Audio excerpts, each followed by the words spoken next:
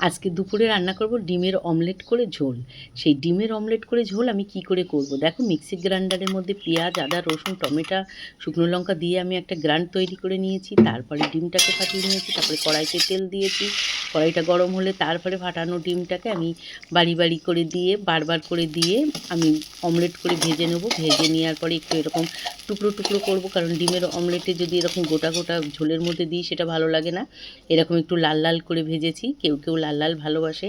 এইভাবে আমি সব কটা, আমার ডিম ছিল টোটাল 7টা, সেই সব ডিমগুলোকে আমি অমলেট করে নেবো। আর এই হচ্ছে উপকরণ। আমি তারপরে সাদা সর্ষের তেল দিয়ে দিলাম, দিয়ে তেল গরম হলে জিরে, শুকনো লঙ্কা, গোটা গরম মশলা দিলাম। তারপরে এই আলুগুলো আমি সিদ্ধ করে রেখেছিলাম, সেই আলুগুলোই ভেজে নিলাম। ভাজা হয়ে গেলে আমি ওই যে আদা, রসুন, পেঁয়াজ যে গ্রাইন্ডারে বেটেছিলাম সেই মশলাটা দিয়ে দিলাম।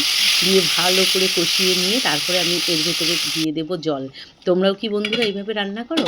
আর আজকে দুপুরে কে কী রান্না করছো অবশ্যই জানিও। আর আমার রান্নাটা কেমন হচ্ছে সেটাও বলো। তোমাদের যে মানে কমেন্ট আমার খুব প্রয়োজন, তাই তোমরা অবশ্যই কমেন্ট করো। তারপরে এরকম একটা পাত্রে ঢেলে নিলাম।